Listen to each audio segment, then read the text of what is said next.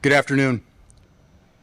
My name is Colonel Chris Parris, Commissioner of the Pennsylvania State Police.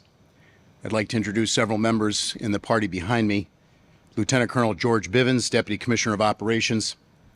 Lieutenant Colonel Joanne Reed, Deputy Commissioner of Staff. District Attorney Corey Cook from Juniata County. And the Pennsylvania State Troopers Association President Dave Kennedy. It is with deep regret and sadness that we are here to speak to you today about a both harrowing and tragic day for the Pennsylvania State Police and our family. Yesterday, June 17th, 2023, we had 2 troopers shot in the line of duty. We are confirming that Lieutenant James Wagner, age 45, who enlisted in the Pennsylvania State Police in 2002, a 21-year veteran who currently serves as the station commander at Troop G Bedford Barracks in Bedford County. He was a member who was shot. He also serves as an active member in the Naval Reserve. He is married and a father of 3 sons, all of whom currently serve on active duty with the United States Coast Guard. He is currently listed in critical condition at Hershey Medical Center. The second member, Trooper Jacques Rougeau, age 29, who enlisted in the Pennsylvania State Police in 2020. He would have celebrated his 3-year anniversary of becoming a trooper on June 29th of this month. He was stationed at Troop G, Lewistown in Juniata County. He is married. Our hearts and prayers are with these brave troopers and their families. Their dedication and service to the Commonwealth and its residents will always be remembered. I would like to begin by telling you about the events of yesterday by offering a qualifier that this event transpired over multiple hours, over multiple scenes, causing a massive response from many departmental segments. My hope is to now give you an approximate timeline of the incident as it unfolded across these different locations, keeping in mind that we're very much in the middle of an ongoing and active investigation. So the incident begins yesterday at approximately 11 a.m. at Troop G, Lewistown Barracks in Juniata County. A 2008 Chevrolet pickup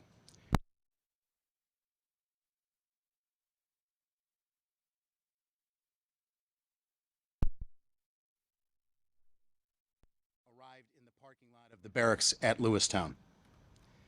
It drove through the parking lot, and it was noted on the closed circuit video surveillance by people inside of the barracks, which was occupied at the time. Mr. Stein got out of his vehicle and fired several rounds from a long rifle into marked patrol cars. Obviously, this garnered the attention of the members who were attempting to provide the services that we do all across the Commonwealth. Mr. Stein then got back into his truck and drove away. We were able to identify him, and we immediately began a search. We activated a major case team and other department assets to include one of our helicopters to aid in that search of attempting to locate Mr. Stein. Lieutenant Wagner was serving as the officer of the day for Troop G. So Troop G is headquartered in Hollidaysburg. It's made up of several counties in the mid-state. Lieutenant Wagner serves as the station commander of Bedford Barracks, as I discussed. The role of the officer of the day in the state police is to serve either in a station commander or commissioned officer role to supervise operations during what would be considered off regular hours. So Lieutenant Wagner was leading from the front, making sure that the operations were running smoothly in Troop G when this situation unfolded at approximately 11 a.m. Lieutenant Wagner joined the search for Mr. Stein. At approximately 12:45, Lieutenant Wagner encountered Mr. Stein in Mifflintown Borough, Juniata County. During this encounter, Stein engaged Lieutenant Wagner with a long rifle, shooting him and critically injuring him. At this point in the incident, multiple citizens and witnesses arrived to provide aid to Lieutenant Wagner and used the radio that was in his car to summon additional troopers and EMS and first responders to help. Troopers, citizens, EMTs, and other first responders arrived at the scene, and they attempted and successfully provided life-saving first aid to Lieutenant Wagner. He was subsequently transported to Lewistown Hospital, and from there was life-flighted to Hershey Medical Center, where he currently remains, as I said, in critical condition. So we have an incident that begins at 11 a.m., and now we have the encounter around approximately 12:45. Myself, personally, I was in Philadelphia yesterday with the governor and the president, attending a briefing about the projection of the Interstate 95 collapse and continued construction project. I had been briefed immediately after the shots were fired into the patrol car. I was subsequently notified upon Lieutenant Wagner's being engaged by gunfire and critically injured. I attempted to immediately begin traveling west from Philadelphia, and I arrived at Hershey Medical Center around approximately 2:30, simultaneous to Lieutenant Wagner being life-flighted in. So we have multiple scenes up until this point, multiple things going on, and an ongoing search and manhunt for Mr. Stein at that point. Simultaneous to all of this occurring, Lieutenant Colonel George Bivens, Deputy Commissioner of Operations, was able to get into a helicopter and begin assisting and directing the search from the air of Mr. Stein. At this point, I would like to turn it over for his firsthand account of how the rest of the incident unfolded before I come back up and continue with the press conference. So, Lieutenant Colonel George Bivens. Thank you, Colonel. Let me start by painting a picture for you of the situation that our troopers found themselves in. They had already encountered gunfire from an individual with a very large caliber rifle, one that would defeat any of the body armor that they had available to them. In spite of that, they heroically, in my estimation, continued this search very aggressively. They were using a number of resources the department has available to them. We were attempting to track this individual, and my characterization of it is that he was playing somewhat of a game of cat and mouse with them. There were phone calls, there were attempts to try and negotiate with him, but there were phone calls from him providing a location, and then he wouldn't be there. He seemed to be setting our people up for potential ambush. While they were in the process of covering through multiple municipalities and jurisdictions, one of our troopers traveling down Baumgartner Drive towards Swamp Road, unfortunately was ambushed by Mr. Stein from the area of Swamp Road with a gunshot that struck Trooper Rougeau through the windshield of his patrol car, killing him. Other troopers came to his assistance.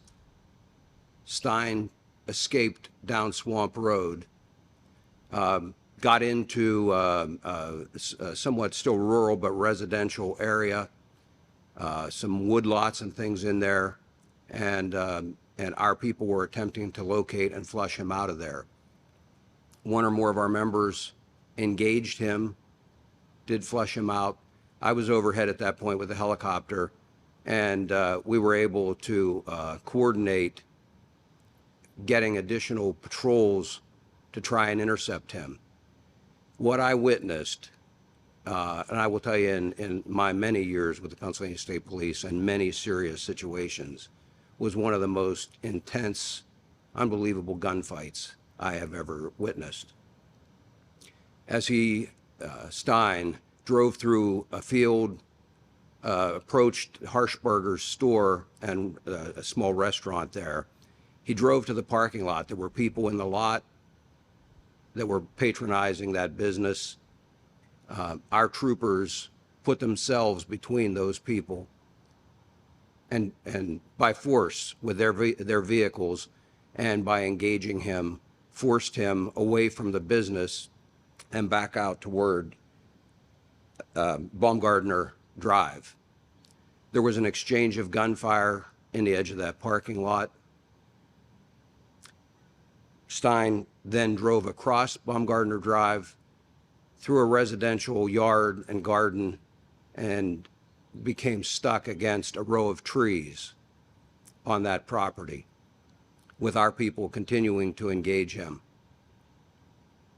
It was immediately after that situation had been stabilized that we discovered the fate of Trooper Rougeau. He was beyond assistance at that point. But I want to stress to you what I saw out there with our people putting themselves in harm's way was an amazing thing. They kept all of those, the residents, the customers of that store safe, and did so by standing between those folks and Stein. So I'm going to turn it back over to the Colonel for some other thoughts, but I just want to tell you, as the Deputy Commissioner of Operations, how proud I am of each and every one of those troopers. Thank you. Thank you, Lieutenant Colonel. I would be remiss if I didn't specifically thank the citizens, the EMTs, dozens and dozens of troopers across multiple installations who responded to this incident, as well as the Life Flight crew and the Hershey medical staff who have assisted us to this point, which is still very early in the investigation. There were multiple scenes that had to be investigated, mapped, evidence forensically gathered, and it was a very complex operation through last night into the very early mornings and continues at this hour as well. We are currently working with the District Attorney of Juniata County, District Attorney Snook, for a full and unlimited investigation into this incident. His people are working with our people with full and unlimited access on that investigation. This is a tragedy for the state police. We ask for your continued prayers for not only our troopers, one killed, one wounded, but also their respective families and all of the troopers that were involved in this incident yesterday. I have to say, in my opinion, watching and being briefed on what occurred yesterday, it's a miracle that no members of the public were injured or killed as a result. As the Colonel, on a very personal note, I have to say that I'm humbled to come here and serve every day as the Commissioner of the Pennsylvania State Police. I'm humbled by the work that our people do, some of which may not get the greatest attention, but it goes on anyway. Unfortunately, I can say that this is not the first time one of our installations was attacked. And yet, and still, our people continue to do an admirable job running and driving to the gunfire to protect the communities that we serve, to protect the residents of the Commonwealth, and to protect the communities in which they work. I also would like to thank Governor Shapiro, who has offered his unconditional support. He has been to the Hershey Medical Center to offer his continued support for the Wagner family, and his administration, who has supported the Pennsylvania State Police through this difficult time. As we move forward, the investigation will require continued assets to be brought in outside of Troop G, which we are doing. There has been no drop-off in the services that we provide, and the expectation of the public should remain that if they call and they need service, we will be there to give it. As I said, we will do a full, fair, competent, thorough investigation. We will look into this matter. At this point, there are no clear motives which we can point to, but the investigation is very much ongoing. I'm struck by the level of violence that this investigation over these hours as it transpired, and I remain humbled and in awe of the way that our people rallied and brought the resources needed to bear to protect the community. So with that, I would open it up to questions. Ma'am?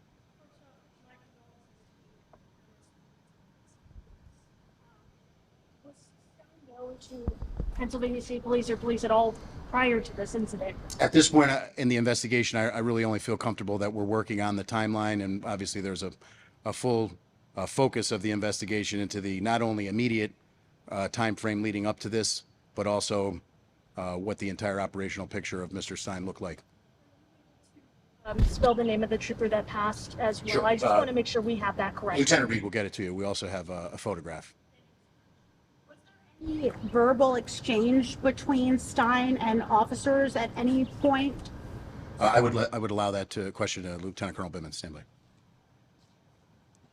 The only exchange occurred via some phone calls that had occurred. He was calling the 911 center, and again, we were attempting to contact him and negotiate, but there was no direct communication at any of the scenes. Also, I don't know if you can answer this or not, but I just totally forgot my question. Someone else. I do have one more. Why do you presume he was calling the 911 centers? I know you described it as a game of cat and mouse, but are you able to kind of explain, just so I can get a better idea in my head? And is there a number? I can't give you the number of calls at this time. That's all part of the ongoing investigation. And again, speaking to his motive would be beyond my ability at this point. I can only characterize what we actually observed. And again, I characterize it a game of cat and mouse. He was calling 911 centers. Yes, ma'am. And that's why I remembered it. The fact that state troopers don't have body cameras, is that going to affect the investigation at all? It will have no impact on the investigation, and we are in the process of acquiring body cameras for each of our patrol officers out there. A contract has been awarded, and we're in the implementation phase now. What time the trooper that was killed was struck?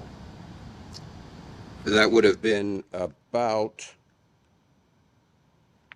roughly 2:30 in the afternoon. And everything else played out in very short order there. So we had 2 scenes prior to that, and we had 3 scenes in close proximity.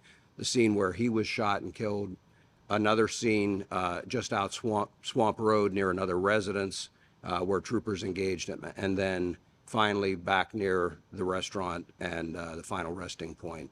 And so a fairly large area, but all within sight of each other.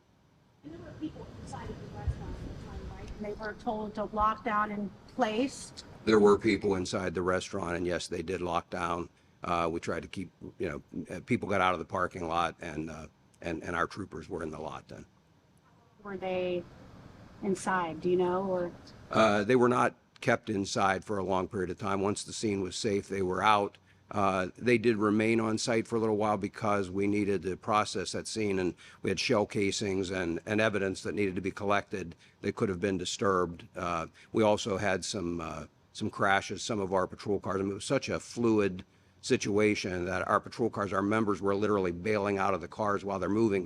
They were under fire, and the cars crashed into one or two of the, at low speed, but crashed into one or two of the customers' vehicles that were there while our people were bailing out to engage this gunman. You mentioned it's a long rifle. Can you give a specific on what that gun was? Was that part of the investigation at this time? It's a part of the investigation. What I would tell you is it's a .458 Magnum caliber gun. I can't give you the make and model of it.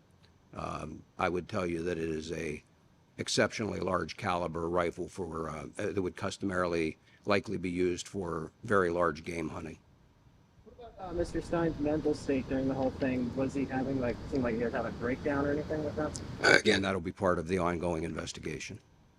video, and there were so many rounds, and I saw the evidence markers. Do you guys have any idea how many rounds were actually fired? We do. I'm not prepared at this point to provide that. Again, that's all part of the investigation. But we do a very careful investigation that will account for every round. We know how many rounds of ammunition in any gun that our members are carrying. And so we do round counts, for example, afterwards, so that we can verify how many rounds they expended. We try to account for every single one of those, where the casing ends up and also where the round went. And so that's one of the reasons it takes so long to process some of these scenes, and particularly in a case like this. When I tell you that it was an amazingly intense gunfight, I'm sure you've heard some of the audio that I've heard released out there. That was but one piece of the exchange. I would estimate hundreds of rounds exchanged. And the only analogy I could draw is a war zone. It was that intense, but that was the only way they could prevent him from becoming a threat, more of a threat to those civilians. Last question, I'm so sorry. When you reached out to the shooter's family, have they been cooperative? What has been their response? We have reached out. I don't want to characterize right now what that response has been, but again, our interaction with them is all part of the ongoing investigation. Provide the 3 addresses, the locations. Yes, we'll get it. Okay. Stein from? He was from, oh, you got it?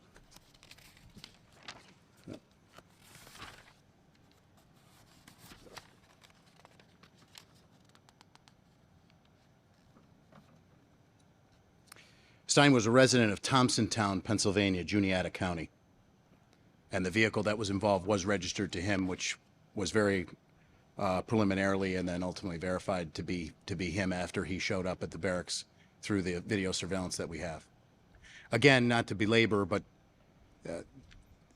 to speak a word about it, the large caliber rifle or the nature of the ballistics between a handgun and a long gun, in particular a rifle. The ability to reach out and effectively direct fire with a rifle over exponentially greater distances made this situation extremely, extremely dangerous in terms of, if we look at the physical plant that we're at right now, these areas open for hundreds of yards. They would all be readily utilized to shoot and use this long rifle, and to drive into that scene knowing that our barracks had been attacked and troopers had taken fire. I'm really in awe of the work that was done.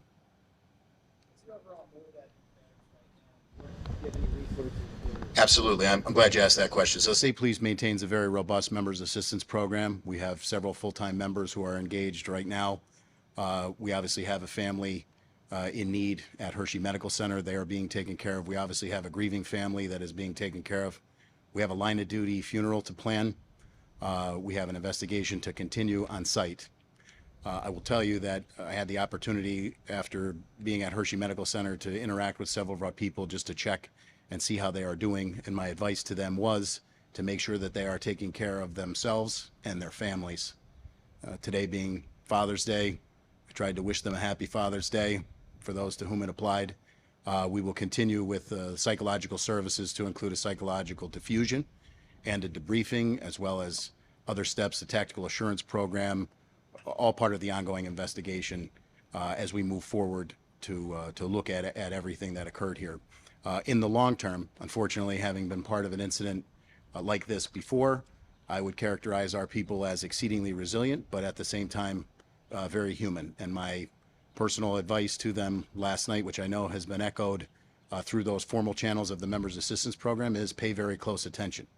Stress is in the eye of the beholder. I've seen people endure very traumatic incidents and be able to deal with it seemingly unaffected. I've seen others who've returned and then had some issues and had to deal with those thereafter. I've seen people who needed some help before that, and we're fully committed.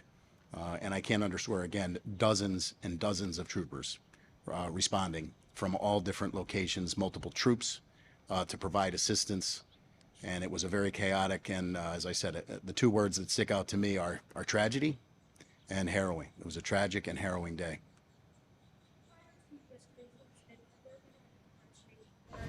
Excuse me? Right. Say that again. I'm sorry. I didn't hear No, the that's question. okay. Prior to yesterday's events, have there been any threats made to the barracks? None of which we're aware, but that's part of the ongoing investigation. Anyone else? I appreciate you all being here. We wanted to take this opportunity to answer the questions that we felt that we could. I wish to those applicable happy Father's Day. It's a very difficult day. The loss in many ways is more than we can bear, but we will bear it.